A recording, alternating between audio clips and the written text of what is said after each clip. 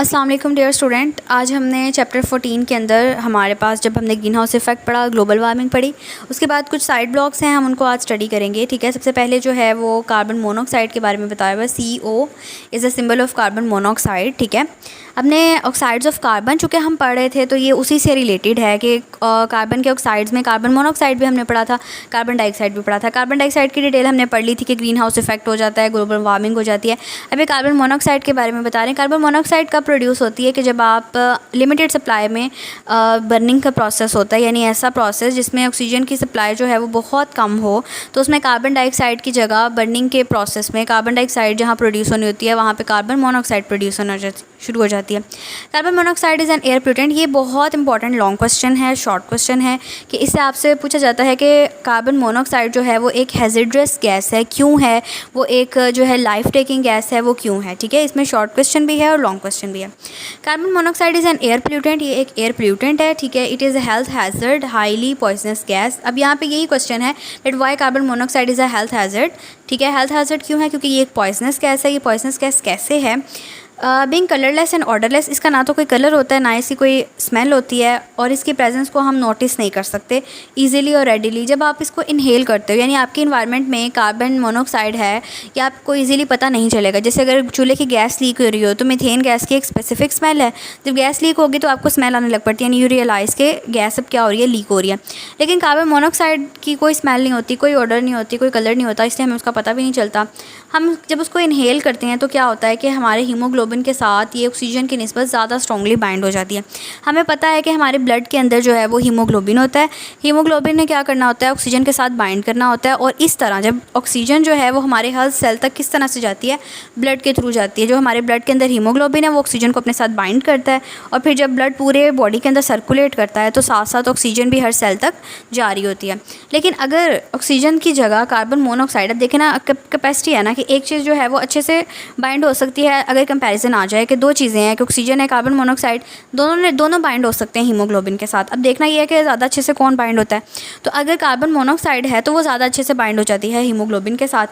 और फिर क्या होता है कि जहाँ जहाँ अब हमारी बॉडी में क्या जाना होता है, ऑक्सीजन जानी होती है, वहाँ वहाँ कार्बन मोनोऑक्साइड जाने लग पड़ती है। तो फिर क्या होता है, thus hindering the supply of oxygen in body, हमारी बॉडी में ऑक्सीजन नहीं जाती। Exposure to higher concentration of carbon monoxide causes headache and fatigue. ठीक है, अगर आपको बहुत ज़्यादा सर में दर्द रहता है या बहुत ज़्यादा थकावट रहती है तो देखना चाहिए, जो लोग बहुत ज़्यादा बर्निंग एरियाज़ में रहते हैं, यानी ऐसे एरियाज़ जहाँ पे बर्निंग का प्रोसेस बहुत ज़्यादा होता है। ठीक है, जैसे कोई गाँव है जहाँ पे भट्टियाँ लगी होती हैं, ईंटों की भट्टी है या कोई और चीज़। ठीक है, तो वहाँ पर जो है वो लोगों को इस तरह की होती हैं प्रॉब्लम्स कि उनको बहुत ज़्यादा हेडेक रहती है, फटीग रहती है। उसका रीज़न ये है कि उनकी बॉडी के अंदर ऑक्सीजन की डेफिशिएंसी हो रही होती है। If inhaled for a longer time, अगर आप इसको ज़्यादा टाइम के लिए इनहेल करेंगे तो फिर क्या होगा कि आपको ब्रीथिंग डिफ़िकल्टीज़ आने लग पड़ेंगी, और अल्टीमेटली क्या होगा, डेथ हो जाएगी। अल्टीमेटली का मतलब होता है आखिरकार। ठीक है, कि क्या होगा कि पहले आपको सांस लेने में मसले मसाइल होंगे और आखिरकार डेथ हो जाएगी। It is the reason burning is not allowed in close place. इसलिए वो कह रहा है कि अगर कोई जगह बंद है तो वहाँ पर बर्निंग अलाउड नहीं होती, क्योंकि क्या होगा कि सारी ऑक्सीजन बर्निंग में यूज़ हो जाएगी, और जब ऑक्सीजन खत्म हो जाएगी तो फिर क्या होगा, लिमिटेड सप्लाई में कार्बन डाइऑक्साइड की जगह कार्बन मोनोऑक्साइड बनना शुरू हो जाएगी। It is advise to switch off coal और gas heaters cooking range etc before going to sleep. इसीलिए कहते हैं कि जब आप रात को जो है वो सोने जा रहे हो तो फिर क्या करें कि जो भी आपकी गैस वगैरह चल रही है उसको बंद कर दें। हीटर्स जो है वो कभी भी बंद कमरे के अंदर हीटर नहीं लगाना चाहिए, क्योंकि होगा क्या कि जो हीटर जल रहा है, जो गैस है, वो गैस क्या कर रही है कि वो कार्बन डाइऑक्साइड प्रोड्यूस कर रही है। जब मीथेन गैस हमारे चूल्हे में भी जो आ रही है, मैंने आपको पहले भी बताया था कि उसमें क्या होता है कि वाटर प्रोड्यूस होता है, हीट प्रोड्यूस होती है और कार्बन डाइऑक्साइड प्रोड्यूस होती है। अब अगर ऑक्सीजन की प्रेजेंस में ही उसने प्रोड्यूस होना है, मीथेन गैस ऑक्सीजन के साथ रिएक्ट करेगी, और रिएक्ट करके जो है वो कार्बन डाइऑक्साइड और वाटर प्रोड्यूस करेगी, और साथ में प्रोड्यूस करेगी हीट।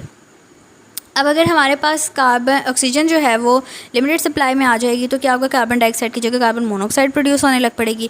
और फिर क्या होगा कि अगर ज़्यादा टाइम तक इस तरह बंद रूम के अंदर रहेंगे तो फिर क्या होगा, ऑक्सीजन बिल्कुल ख़त्म हो जाएगी और इवेंचुअली क्या हो जाएगा, डेथ हो जाएगी। अगर ऑक्सीजन ना भी ख़त्म होना तो एक चीज़ ये हो जाती है कि जब कार्बन मोनोऑक्साइड ज़्यादा हो जाती है ना, तो वो उसकी कह लेंगे बाइंडिंग एबिलिटी ज़्यादा है, तो हमारे हीमोग्लोबिन के साथ तो कार्बन मोनोऑक्साइड ज़्यादा बाइंड होने लग पड़ेगी, तो इसलिए भी डेथ हो सकती है। ज़रूरी नहीं है कि बिल्कुल 0% ऑक्सीजन हो गई रूम के अंदर तो इसलिए डेथ हुई है, नहीं, कभी कभी बॉडी के ऊपर भी डिपेंड करता है कि बॉडी ज़्यादा कार्बन मोनोऑक्साइड लेना शुरू हो गई है।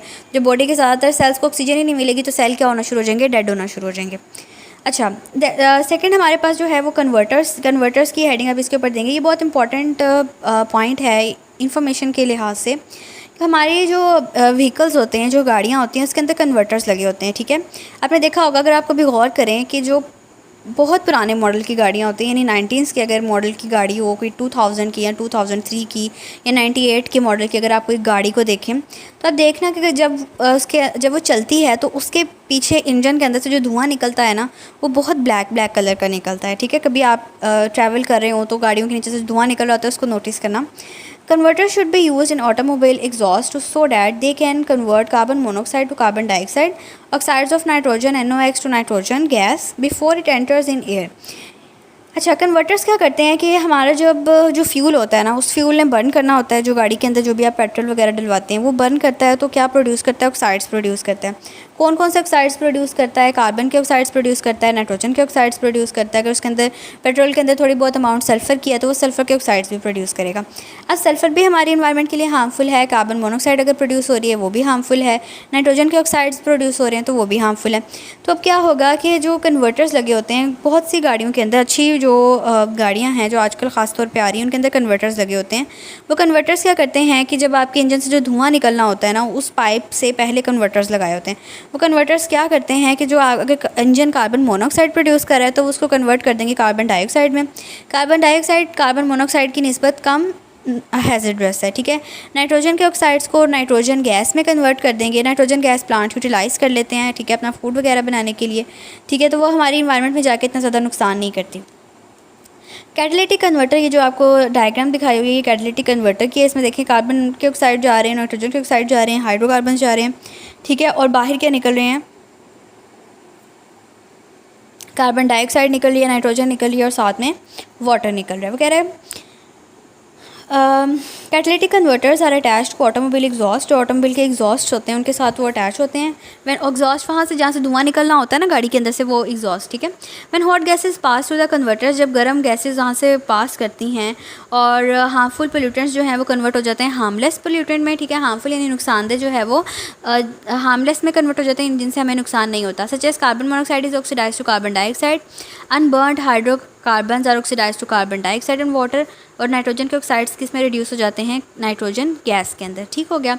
नेक्स्ट हमारा जो है वो इंटरेस्टिंग इन्फॉर्मेशन उसने आपको दी है थोड़ी सी, कि कार्बन डाइऑक्साइड जो है वो लाइफ गैस है प्लांट्स के लिए, क्योंकि आपको पता है कि कार्बन डाइऑक्साइड को यूज़ करते हैं फोटोसिंथेसिस के लिए प्लांट्स, और ऑक्सीजन जो है वो ह्यूमन बींग्स और एनिमल्स के लिए। कार्बन डाइऑक्साइड क्या करती है? इंफ्रारेड रेडिएशंस को एब्जॉर्ब कर लेती है जो अर्थ से इमिट हो रही होती हैं।